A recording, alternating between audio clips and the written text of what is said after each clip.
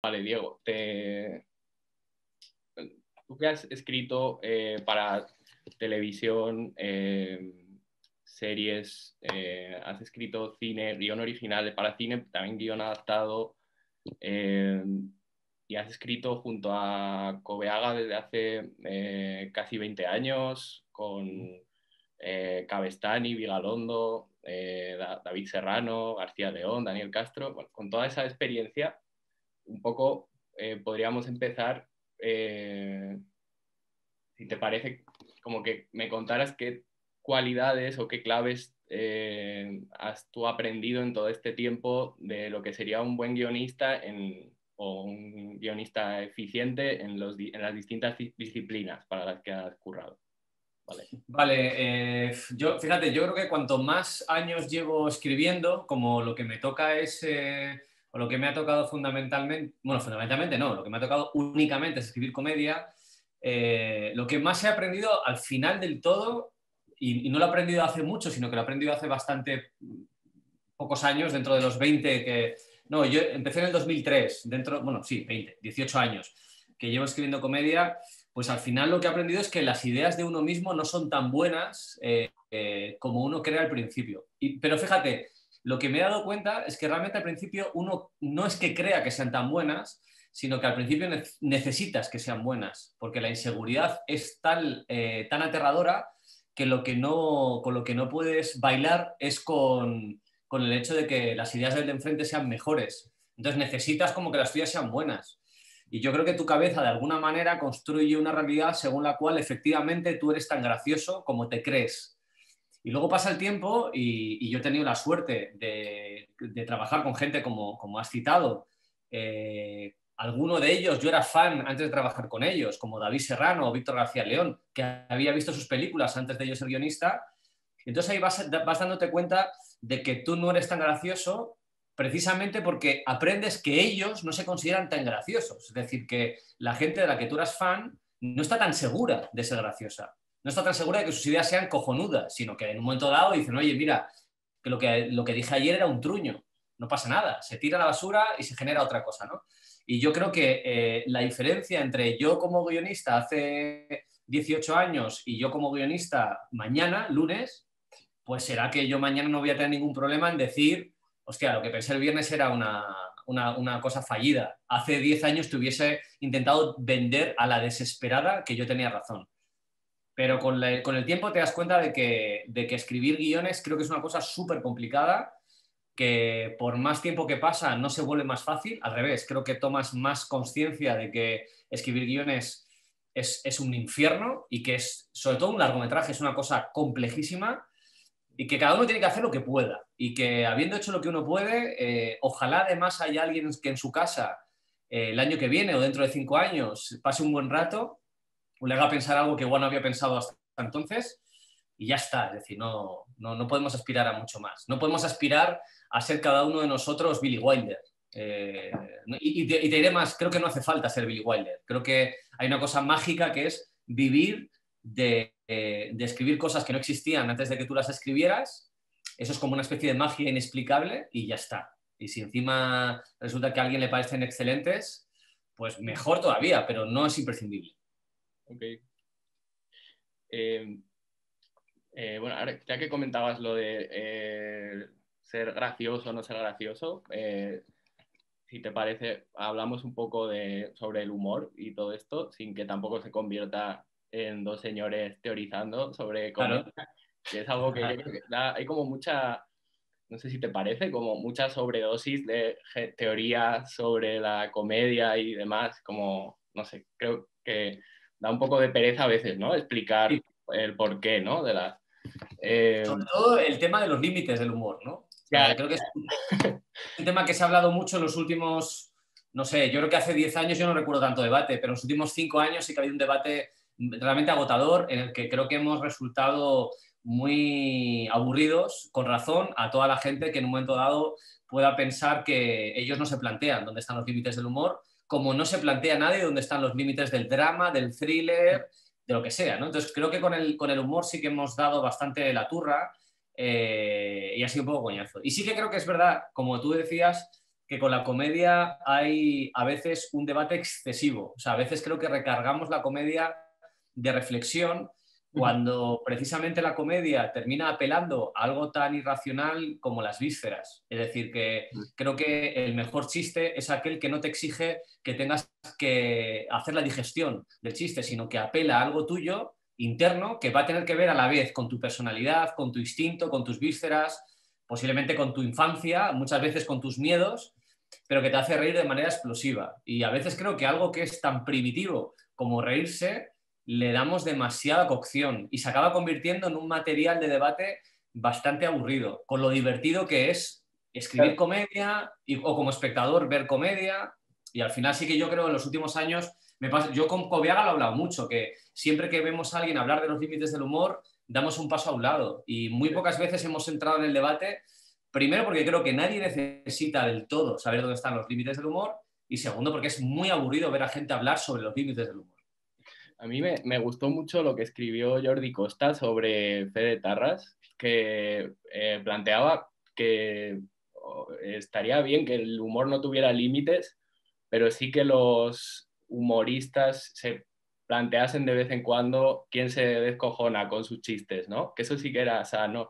Y sobre eso te quería plantear como dos cosas. Por un lado, si...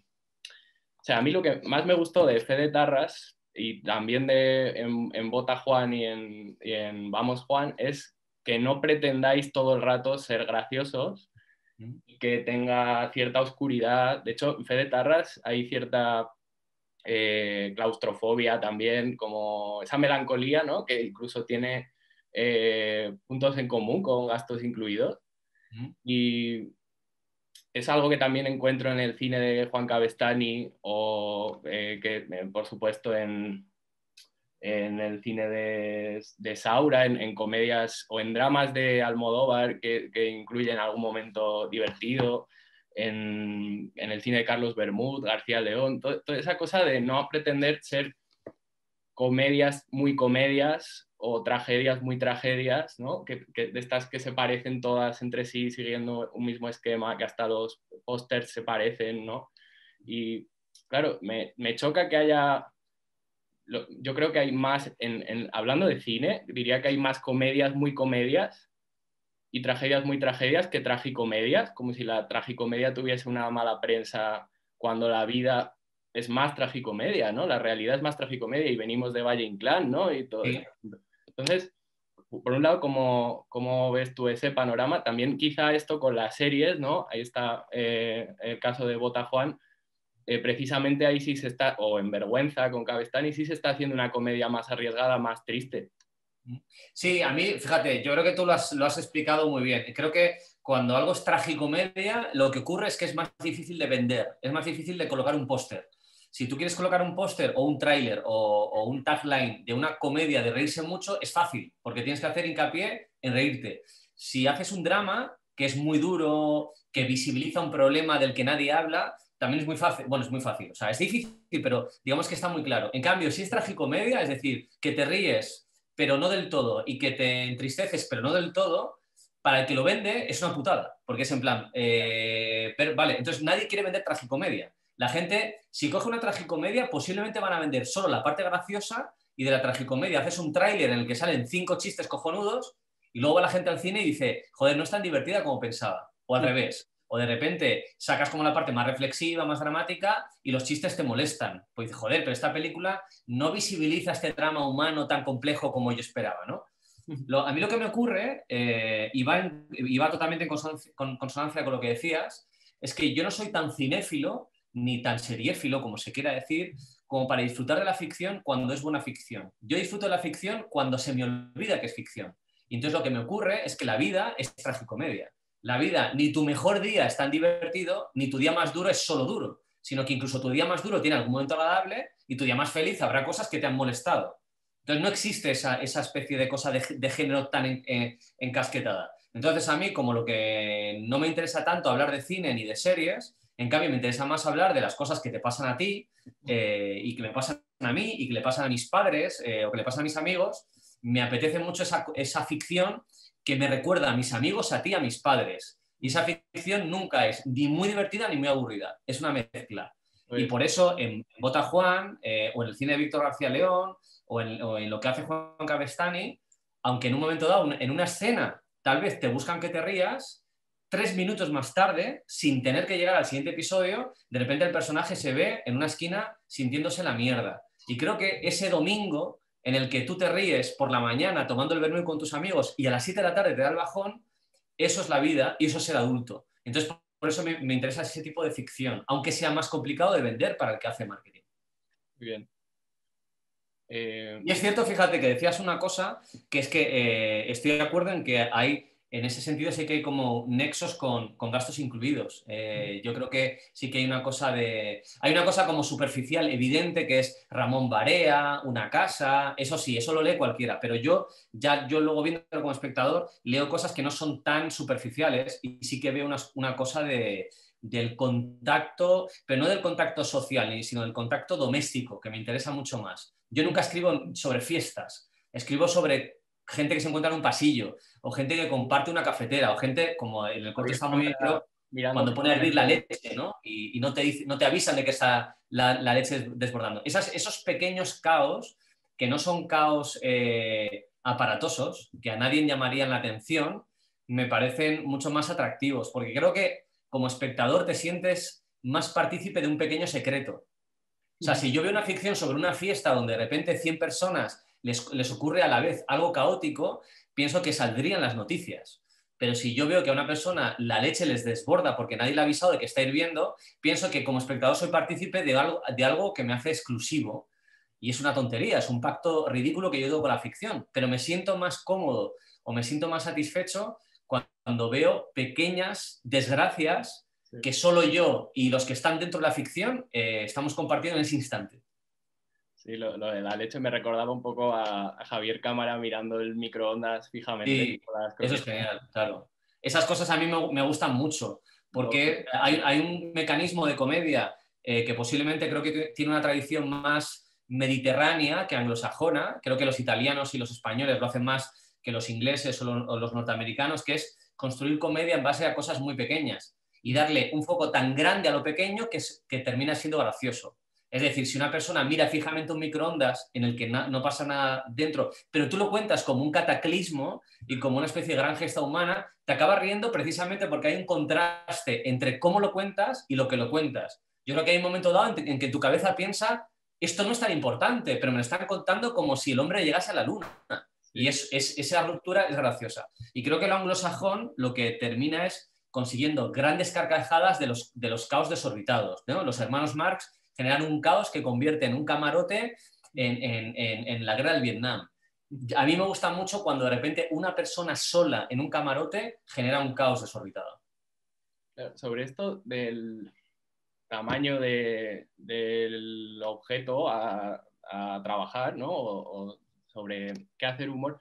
Tu trabajo, también a raíz del éxito de Ocho Apellidos y demás, va muy asociado a la etiqueta de humor político o humor sobre, ¿no? Esta cosa. Y es algo que también me llama la atención porque tanto, o sea, yo sí creo que se hace comedia política en España si atendemos a cuestiones muy pintorescas como los aspectos del nacionalismo o el asunto de lo que tiene de costumbrista los partidos políticos, ¿no?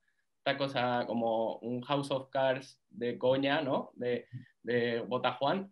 Pero sí, hablando de cosas pequeñas, no detecto o no conozco yo tanta comedia sobre política real, en el sentido comedia sobre, por ejemplo, el mundo del trabajo o el problema de la vivienda. No, no sé si estarás de acuerdo en que cosas como Pride o Full Monty, ¿no? O algunas comedias de Ken Loach, en en el panorama español quizá por un cierto exceso de politiquería que ha habido en los últimos años, es decir, de moda de campaña electoral permanente y todo esto, lo que se etiqueta como humor político es humor sobre políticos, pero no hay tanto humor sobre las pequeñas cosas, quizás sí lo hay y yo no lo conozco, ¿no? Comedias sobre eso, sobre problemas.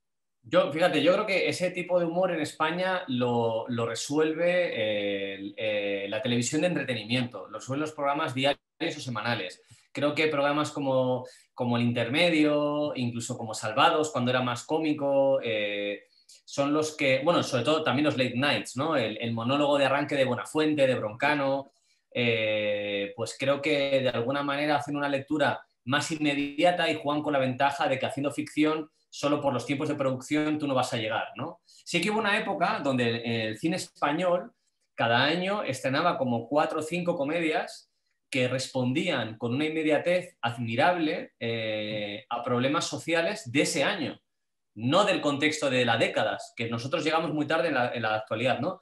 Pero de repente como pues siempre hablamos de Berlanga y en todo caso y mal de Ozores, pero yo pienso mucho en Manuel Summers y cómo, por ejemplo, en su trilogía de Todo el mundo es bueno, todo el mundo es mejor y todo el mundo es demasiado, si yo quiero entender lo que pasaba políticamente a la sociedad de la transición, aprendo mucho más viendo un sketch de Todo el mundo es bueno que leyendo un artículo de Paco Umbral, porque son cosas diferentes. Necesito las dos, necesito una reflexión más que busca verdades donde aparentemente no las hay, pero también me apetece conocer al español de a pie, que no tiene una elaboración intelectual muy compleja y de repente lo veo más en ese tipo de cine. Ese tipo de cine creo que hoy en día no existe directamente, o sea, no existe porque creo que en cierta manera la televisión, como te decía, la televisión de entretenimiento ha sido el que ha ocupado ese nicho. Ujú. Y más allá porque de hecho la comedia actual española en un 95% se nutre de remakes de películas italianas y francesas, con lo cual es imposible que nosotros, adaptando a franceses e italianos, demos una vuelta de tuerca a nuestros problemas, porque nuestros problemas son una adaptación de los problemas de París y de Roma. Entonces, ahí sí que ya es imposible, ¿no? Pero yo espero, tengo mucha esperanza de que se pase la moda de los remakes y que en un espacio de tiempo, es que espero que breve, haya comedias netamente españolas y aunque sean más imperfectas que la adaptación de una comedia francesa, me interesa mucho más una comedia española netamente de un 6,5 que un remake de un 9, porque creo que el legado de una comedia española para entender nuestro momento actual, que dentro de 30 años alguien vea las comedias que se hicieron en 2021 y entienda cosas, no se va a conseguir nunca con remakes. Entonces me parece más importante eso a que una comedia sea comercialmente efectiva. Vale.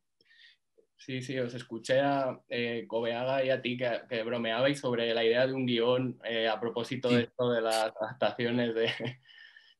volviendo a las alturas del humor de políticos, no tanto el humor político, ¿qué tal le viene a un guionista de humor sobre políticos que los políticos sean cada vez menos ese perfil serio, no sé, que sean cada vez más Albert Rivera haciendo el idiota con un perro, ¿no? Esta espectacularización o el asunto del Twitter de... O sea, qué tal le viene el Twitter de Donald Trump al Twitter de Juan Carrasco? ¿Eso es un obstáculo o es un momento bueno para...?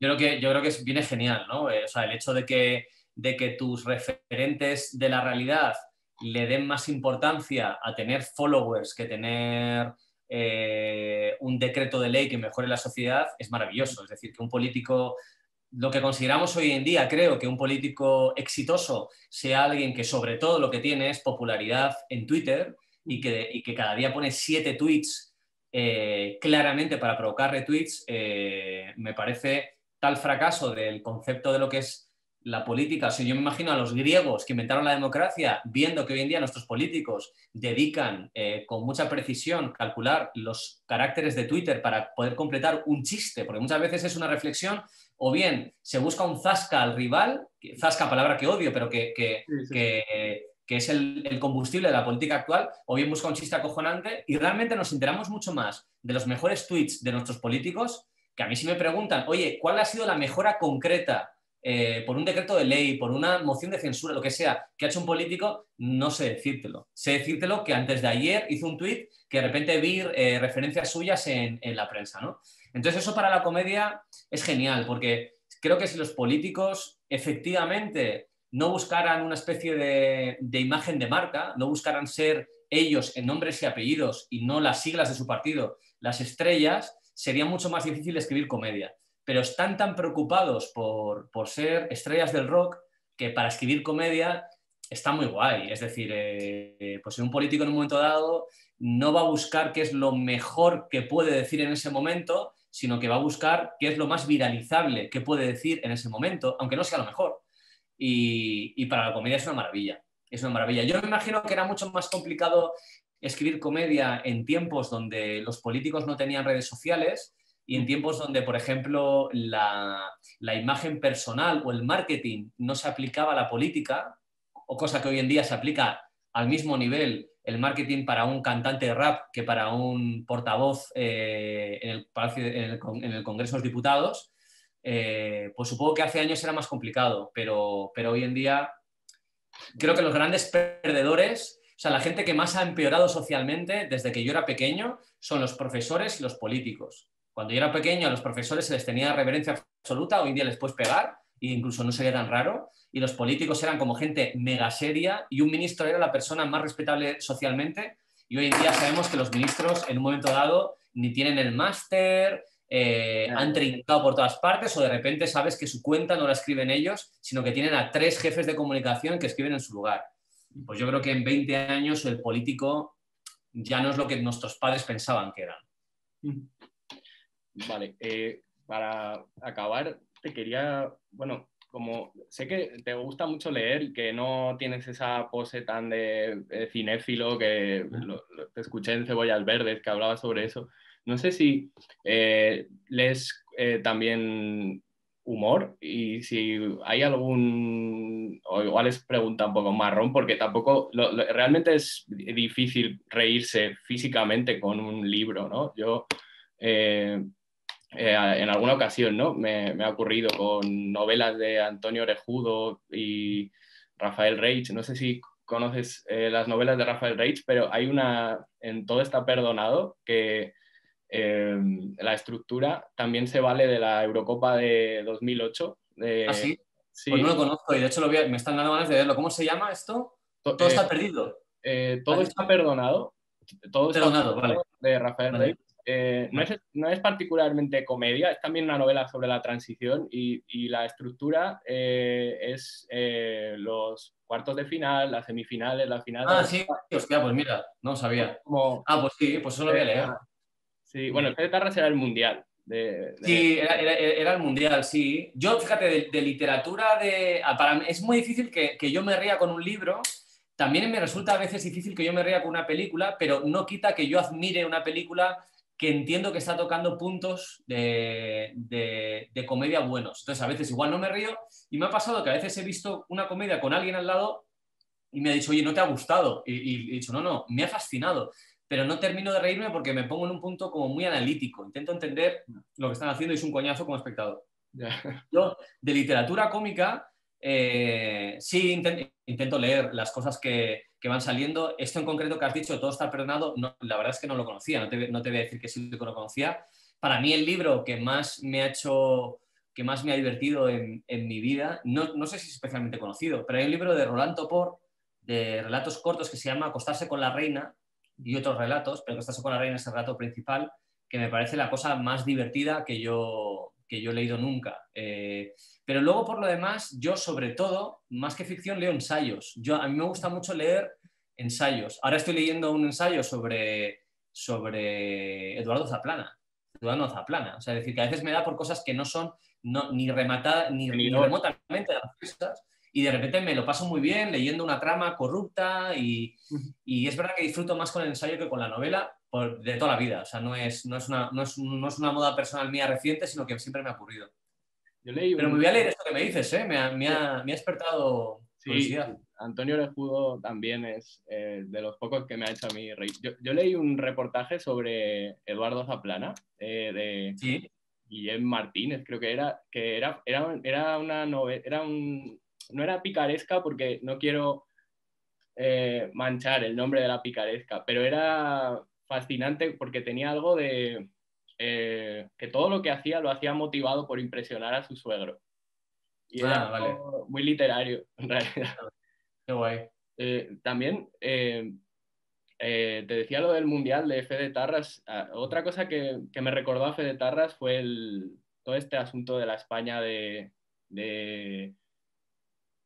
la policía de balcón y Sí. las caceroladas en el barrio de Salamanca. Toda esta cosa me recordó un poco al personaje de Luis Bermejo, que creo que Ujú, es mi personaje favorito de la peli.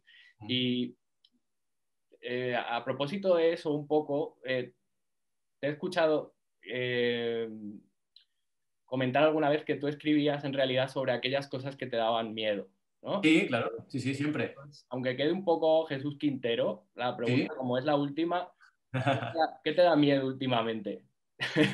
Últimamente, claro, fíjate, en el caso de Pagafantas, el miedo es evidente y es muy fácil de empatizar. Es el fracaso emocional, el rechazo sentimental, que creo que es un miedo que todos debemos tener. Y de hecho, creo que si alguien no lo tiene es un cretino. O sea, creo que está bien tenerlo. En el caso de Fede Tarras es un miedo político de haber crecido junto con Borja Coveaga en una Guipúzcoa, porque Euskadi es muy diverso, pero Guipúzcoa en concreto en los años 80-90 una bandera de España era un tabú absoluto, ¿no? Y sobre mis miedos recientes lo tengo bastante claro, ¿eh? Y tiene que ver con mi edad. Creo que los miedos, hay un tipo de miedos que son geográficos o de contexto social del momento, y luego hay un tipo de miedos posiblemente más importantes que tienen que ver con tu momento biológico, ¿no? Entonces yo, que tengo 42 años, de repente hay un tipo de amenazas que no has visto venir y que escuchabas a lo lejos, como que tus padres sean mayores, o que de repente tú te hagas mayor, o que de repente las decisiones que tomes de carácter vital sean más comprometidas o más a largo plazo de lo que eran hace 10 años, que se convierte en un tipo de agonía que me parece interesante. Es decir, que si yo tuviera que elegir una comedia donde nos riamos de nuestros miedos, si en el 2008 escribí Pagafantas, hoy podría escribir una comedia sobre alguien que tiene que cuidar a sus padres mayores, o que de repente lo deja con su novia porque uno de los dos quiere ser padre y el otro no. Ese tipo de cosas que hace 12 años a mí no me importaban, ¿sabes? Pero fíjate que en el fondo, con Vota Juan y con Vamos Juan, afortunadamente, como nos deja mucha libertad, para mí la parte de Vota Juan y de Vamos Juan, que tiene que ver con la política, es la parte que no te creas que me interesa tanto. Me interesa más la parte personal, la parte más humana. Y ahí es donde yo he hecho todo lo que no tiene que ver con política. Qué bueno. Ok. Bueno, pues no sé Pues si nada, terminamos. Un ¿Qué tal, gusto. Javi? Ahí estás. ahí. Oye, muy bien, ¿no? Muy Nada, yo interesante. genial, yo encantado, tío. Oye, me gustó mucho cómo está hecho el corto, ¿eh? Como cosas de cámara, pese a ser como... Es 4 tercios, ¿no? Es cuadrado. Sí, sí. Pero hay cosas como de cámara, de que con un movimiento de repente hay una coreografía muy sencilla que me pareció guay. Y fíjate, hubo una cosa que de repente me hizo sentir familiar con Pagafantas, que fue ese momento en el que van a una explicación como de documental, cuando explican lo de las casas, Sí. repartir recursos o aglutinarlos y tal, que pensé cuando ideamos hacer lo de la cobra, porque nos permitía explicar cosas de guión, hicimos como una especie de falso documental, como si fuera indio y tal, Sí, y sí. como que tuve la sensación de que habíamos compartido recursos narrativos, que eso siempre está guay, de cara a que algo te guste, vamos. Qué guay. Pues nada, me alegro que te guste. Sí, sí, está muy guay, tío. A ver si tenéis suerte. Nada, muy Oye, bien. pues un placer, chicos.